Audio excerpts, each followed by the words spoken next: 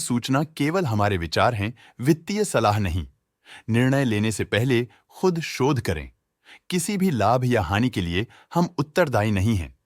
आज हम देख रहे हैं नवीन फ्लोरिन इंटरनेशनल एलके 2024-25 Q3 की consolidated financial performance. Starting with the sales, पिछले क्वार्टर से सेल्स में 16.9% का इंक्रीज हुआ है, मगर कंपनी ने पिछले साल के मुकाबले 20.8% का सेल्स इंक्रीज रिपोर्ट किया। Expenses 11.6% quarter on quarter increase हो गए हैं, जो साल भर का 7.68% की राइज के साथ अलाइन करता है। क्वार्टरली एक्सपेंसेस के कंपैरिजन में सेल्स इंक्रीज होना दिखाता है कंपनी ने अच्छा परफॉर्म किया। ईयरली कंपैरिजन दिखाता है कि कंपनी ने इस साल अपनी परफॉर्मेंस में सुधार किया है। ऑपरेटिंग प्रॉफिट, जो पिछले साल के कंपैरिजन में 94.67% up high quarter on quarter around 37.22% increase हुआ। Operating profit margin OPM annual basis पे 9.22% से इंक्रीज हुआ है, मगर क्वार्टरली ऑपरेटिंग प्रॉफिट मार्जिन 3.6% से इंक्रीज हुआ है। एक्सेप्शनल आइटम्स को ऐड करके अदर इनकम पिछले क्वार्टर के कंपैरिजन -6.09% गिर गई, बावजूद इसके कि ईयरली डिक्लाइन -83.64% है।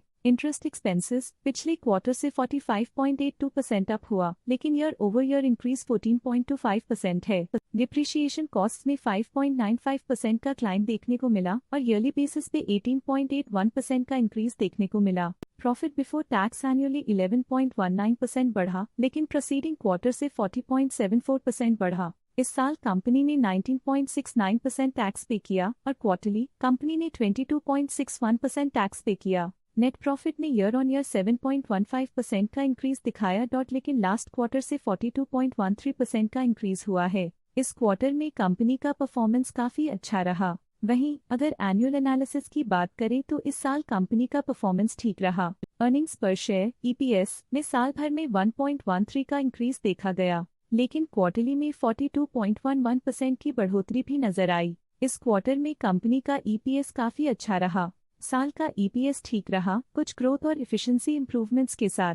नवीन फ्लोरिन इंटरनेशनल एल के फाइनेंशियल स्नैपशॉट को रिव्यू करते हुए कुछ मुख्य ट्रेंड्स सामने आए हैं जो कंपनी की परफॉर्मेंस पर रोशनी डालते हैं। दिसंबर 2021 से दिसंबर 2024 तक नवीन फ्लोरिन इंटरनेशनल एल की फाइनेंशियल जर्नी में सबसे पहले बात करते हैं सेल्स की। दिसंबर 2021 से दिसंबर 2024 तक नवीन फ्लोरिन इंटरनेशनल एल की सेल्स में लगातार ग्रोथ देखी गई, जो 1380.85 करोड़ से बढ़कर 2250.39 करोड़ हो गई।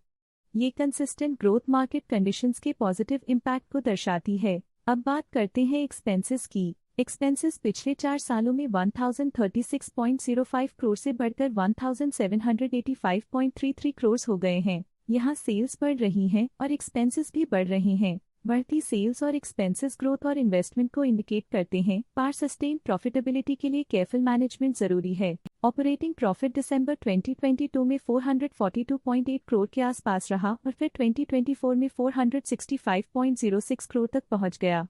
ये दर्शाती है कि कंपनी अपने ऑपरेशनल कॉस्ट को कंट्रोल में रखने में सफल रही है, लेकिन ग्रोथ को पुश करने में थोड़ा और एफर्ट लगाना होगा। नेट प्रॉफिट में फ्लक्चुएशंस भी देखी गई हैं, जो पिछले कुछ सालों में 313.97 से 336.49 करोड़ हो गया और इस साल 263.99 करोड़ हो गया। ये कंपनी के एक्सीलेंट परफॉर्मेंस को इंडिकेट करता है। कुछ पीरियड्स में ईपीएस में भी फ्लक्चुएशन देखी गई है, जो कभी 53.19 के आसपास रहा और कभी थोड़ा इम्प्रूव या डिक्लाइन हुआ। ये इंडिकेट करता है कि कंपनी को अपनी अर्निंग्स को स्टेबल रखने के लिए कंसिस्टेंट एफर्ट्स की जरूरत है। ये पॉजिटिव परफॉर्मेंस नवीन फ्लोरिन इंटरनेशनल एल के लिए एक इंकरेजमेंट है, जो कंपनी की इफेक्टिव स्ट्रेटेजिक प्लानिंग और फाइनेंशियल मैनेजमेंट को हाईलाइट करती है और ये दर्शाता है कि अगर ये मोमेंटम बरकरार रखा जाए तो आने वाले समय में और भी ज्यादा ग्रोथ और स्टेबिलिटी हासिल की जा सकती है। चलिए अब बात करते हैं शेयर होल्डिंग पैटर्न की। नवीन फ्लोरिन इंटरनेशनल एल की शेयर होल्डिंग रिपोर्ट्स कुछ इस प्रकार की हैं, जो दिसंबर 2024 के 31 तक चलता है। ये रिपोर्ट कंपनी के शेयर्स की डिटेल्ड जानकारी देता है, जिसमें promoters, promoter groups, foreign investors, public investors और सरकारी एंटिटीज शामिल हैं। पब्लिक हेल्थ शेयर्स का परसेंटेज 2024 के सितंबर में 25.15% से 2024 के दिसंबर में 24.55% तक डिक्रीज हो गया। इस डिक्रीज से साफ है कि इस टाइम पीरियड में कंपनी में पब्लिक का हिस्सा डिक्रीज हुआ है। DII डोमेस्टिक इंस्टीट्यूशनल इन्वेस्टर्स ने अपना शेयर होल्डिंग सितंबर 2024 में 28.18% से दिसंबर 2024 में 28.46% तक इंक्रीज किया। ये बताता है कि डोमेस्टिक इंस्टीट्यूशंस ने कंपनी में अपना इंटरेस्ट 0.28% तक इंक्रीज किया है। FII फॉरेन इंस्टीट्यूशनल इन्वेस्टर्स ने अपना शेयर होल्डिंग सितंबर 2024 में 18.23% से दिसंबर 2024 में 18.55% तक इंक्रीज किया। ये बताता है कि फॉरेन इंस्टीट्यूशंस ने कंपनी में अपना इंटरेस्ट 0.32% तक इंक्रीज किया है। ये था कंपनी का करंट शेयर होल्डिंग पैटर्न। अब नजर डालते हैं नवीन फ्लोरीन इंटरनेशनल के स्टॉक रिकमेंडेशन पे। डॉट स्टॉक का करंट प्राइस 3,585.35 रुपीस चल रहा है। KR चोकसी ने स्टॉक की बाय रिकमेंडेशन दी थी। उन्होंने स्टॉक का टारगेट प्राइस 3,769 का अनुमान लगाया था। रिकमेंडेशन के समय स्टॉक का प्राइस 3,303.75 चल रहा था, जो करंट प्राइस से 5.3% अप है। प्रभुदास लिल्लाधर ने स्टॉक की बाय रिकमेंडेशन दी थी। उन्होंने स्टॉक का टारगेट प्राइस 3,523 का अनुमान लगाया था। रिकमेंडेशन के समय स्टॉक का प्राइस 3,409.1 चल रहा था, जो करंट प्राइस से -1.5% डाउन है। मोतीलाल ओसवाल ने स्टॉक की होल्ड रिकमेंडेशन दी थी। उन्होंने स्टॉक का टारगेट प्राइस 3,240 का अनुमान लगाया था। रिकमेंडेशन के समय स्टॉक का प्राइस 3,313.8 चल रहा था, जो करंट प्राइस से -9.4% डाउन है। EMK ग्लोबल फाइनेंशियल सर्विसेज ने स्टॉक की सेल रिकमेंडेशन दी थी।